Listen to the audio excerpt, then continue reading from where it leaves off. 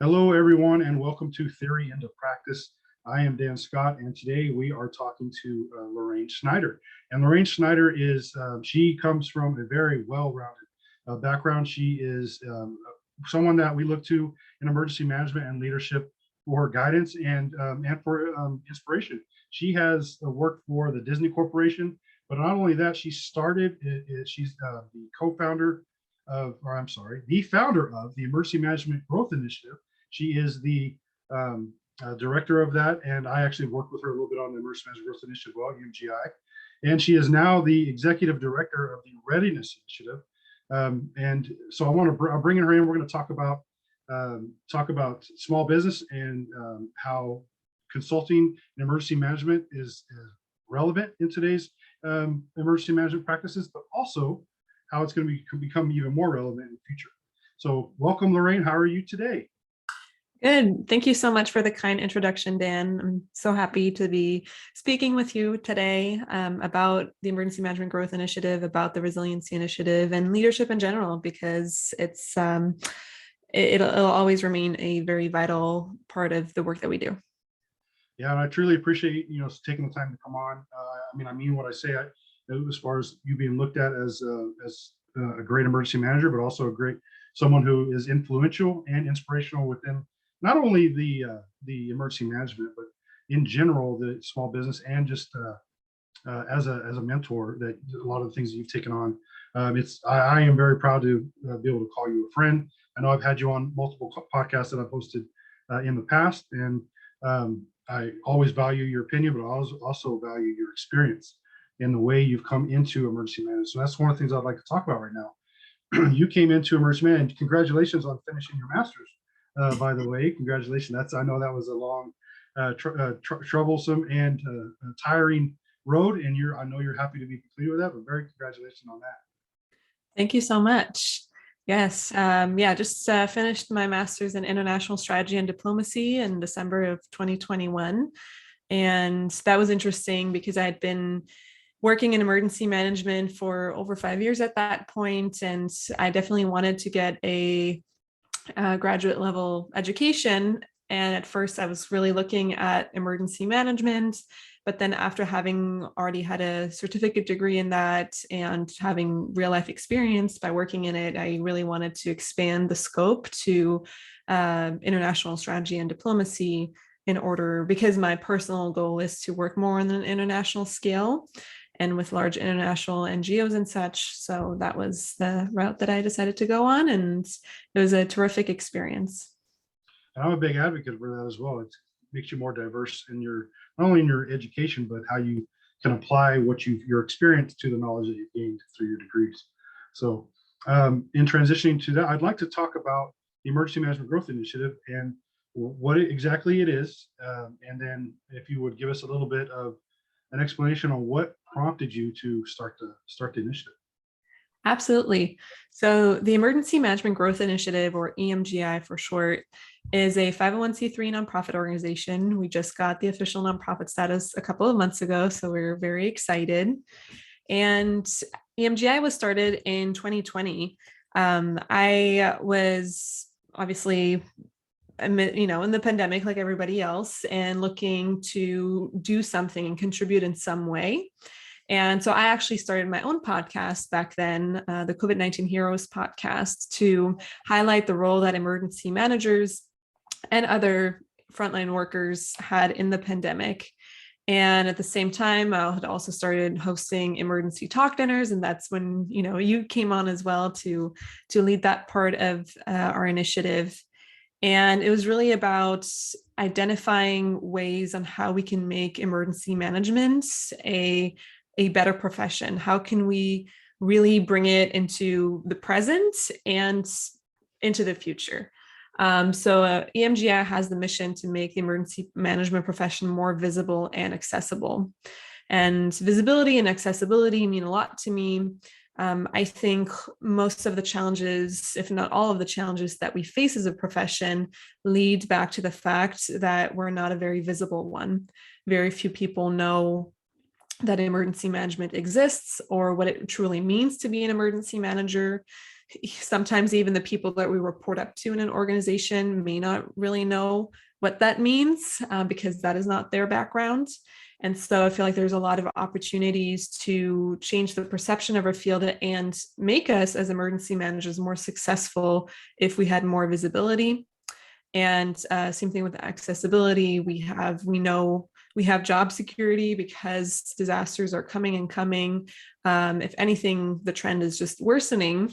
And so we need excellent emergency managers across all level government, private sector, across the US and the world. And so finding ways to make it a more accessible field of practice for people coming in, whether it's through an education route or whether it's having had on the field experience or even transitioning from a completely different profession into emergency management mid-career. And it's a great, ultimately the overall scope of work of the EMGI is amazing. For those who have not heard of the emergency talk dinners, they are hosted on a monthly basis through EMGI. They put out the date and the time when it's going to be hosted. You can sign up for it. It's a group of people that come together and they just talk about ways. There's questions that are posed by those who host the dinners of how we can make emergency management better. But more than that, it's about how we make the emergency management professional better to in turn turn around and drive the profession forward. So if you look for those in the future, follow EMGI on LinkedIn. That's where they post a lot of great content. Follow Lorraine and as she's continues to move forward on that. So what is it in general to move a little bit forward and dive a little bit deeper on the initiative itself? There are other organizations out there, such as the Aspiring Emergency Managers Online. Now you got EMGI, and you have other initiatives that are popping up that are with the goal. They have different goals. Some of them are reaching those who have never heard of emergency management. Some of those are reaching those who have spent very little time or are looking into getting into emergency management. And others are for those that have been around for a while and are looking to grow their professional skills. Where does EMGI fit in? And how do you see that evolving as the future comes? So in essence, how EMGI works and operates is we welcome emergency management practitioners or the like who have an idea, who know a gap or a challenge, something that they want to focus on and help address. And so they have the ability to come to EMGI, and then we can support them with people that they can work with and collaborate with, funding and a platform in order to roll out that solution, whatever it may be. And we also put a big emphasis on just trying things out. If we don't try, we're never going to know if something works or not. So we're not afraid of launching an initiative, seeing if it resonates, and then, assessing from there how we move forward. We partner a lot with other organizations, like you mentioned, Aspiring Emergency Managers Online. They've also started hosting emergency talk dinners for aspiring emergency managers specifically, that are also led by aspiring emergency managers. We've partnered with IEM, the International Association of Emergency Managers, a lot. We host dinners with them. But in terms of our initiatives, so we really have all kinds because of how we're structured and how we operate. So a couple that I can mention right now is one we have that is led by Maribel Street and Jackie Lawrence, is on internships. There really is a lack of internship programs in the US for emergency management. And so right now we have a big survey that is going out that is aimed at people who are completing, have completed, or looking to complete an internship, and then hiring managers, so like emergency managers who are hiring interns, and university representatives who are the ones matching students with internship opportunities.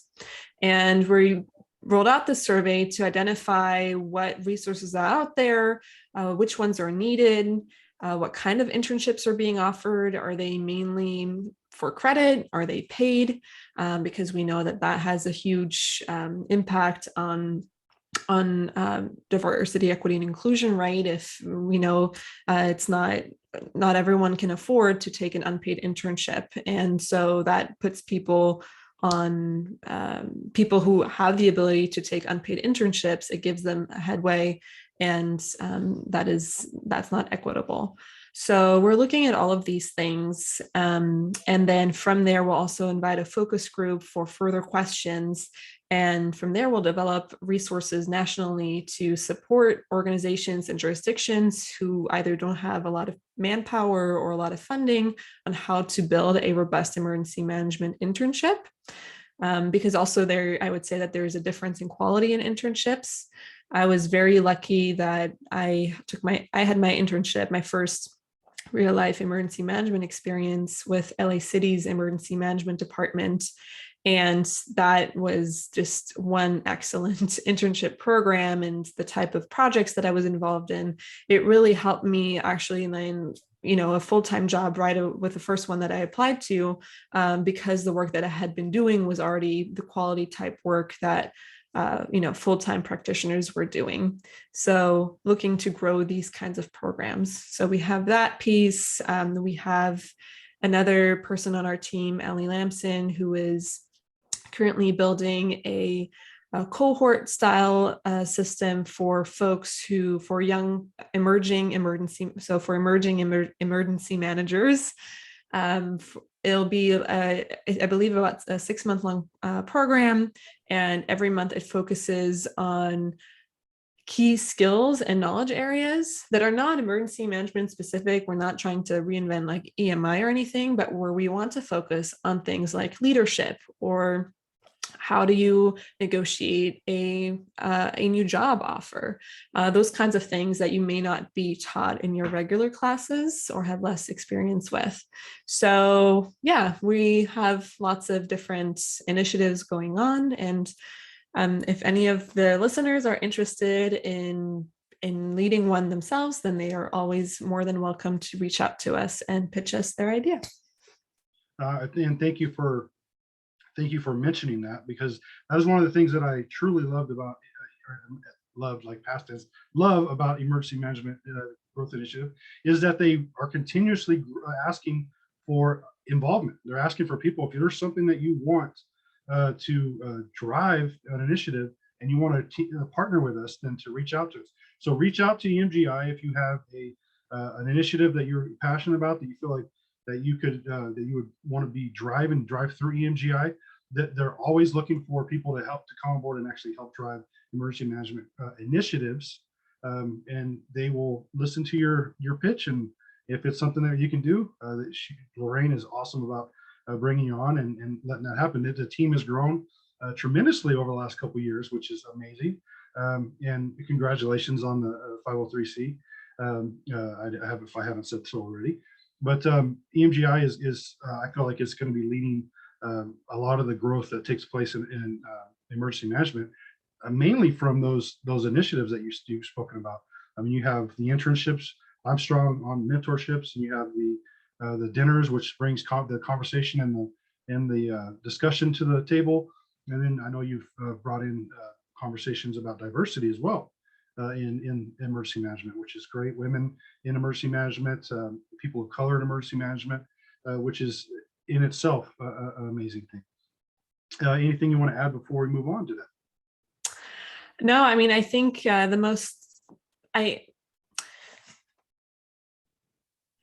we know, and in talking to so many emergency managers, we know where the gaps lie. We know where we as a profession need to do better. And it can be really frustrating when, you have someone who always like points out those negative aspects, but nothing is being done about it. So really, I'm hoping that by having an organization like EMGI, where really we empower people who have ideas and really want to take matters into their own hands to come and be part of the solution, because we can all sit and even around the dinners, complain about something. But at the end of the day, we need people, we need leaders who are going to take the extra time and effort to go out and try and change things. And all of us who are involved with EMGI, it is not our full-time job. We're all volunteering in addition to our emergency management job. But it's incredibly fulfilling to be working with other folks who are so passionate and who are based all around the country and even internationally. And together, we can feel the needle moving just a little bit. And that's a pretty great feeling. Small progress is still progress. So we're getting there. I love it. So I want to transition real quick, and I'll touch base. We're going to take a break here in a few minutes, and then come back. And we're going to talk more about the leadership aspects of things. But I want to touch base too that you've just transitioned jobs into a new role where you are the executive director of the Readiness Initiative. Can you tell us a little bit about that? Yes. So it's actually called the Resiliency Initiative. Oh, I'm very sorry. The Resiliency Initiative.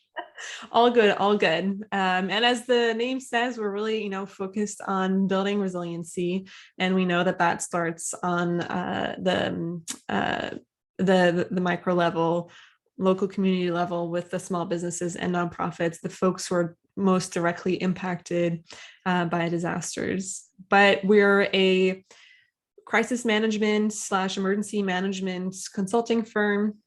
It was founded by Andrea Davis, who used to be my director back when I worked at Disney. She went on to be the director of crisis management and business continuity for Walmart, and had experience on the federal level, et cetera. And speaking of leadership, she was a terrific leader to work for. And even before joining her at Disney, I knew of her, and I had told myself, man, it would be a dream to work under her and under her leadership. And so when I joined Disney 3 months in, she took on that new job at Walmart. So I was really, really sad that I only had such little time with her. But so I was really delighted when she called me back to help her spearhead the company that she started. And so our aim is to really work with government agencies, local, county, state, federal government, and also internationally, as well as private sector businesses, because we do have a lot of experience in that part of emergency management, and can really, set ourselves apart. So that's the Resiliency Initiative in a nutshell. Yeah, that sounds like it's a great, and I second that. Andrea, she's very influential in the emergency management profession as well. I know she's a mentor of yours and has been for many years. And there's no, ultimately, you are by association. You've inherited a lot of her mentoring skills and her leadership skills, and that has definitely shown. So a lot of kudos to Andrea for passing on. A lot of kudos to you for incorporating them into your daily practice. So thank you very much for that. We're going to go to break. So if you are listening to this, please comment, please like, please share. Please, if you're finding value here, you're liking what you're hearing, please share it with someone else who could benefit as well. Please be on the lookout for Lorraine on LinkedIn for the Emergency Management Growth Initiative on LinkedIn as well. Like and follow and share their post as well. And we will be back right after this.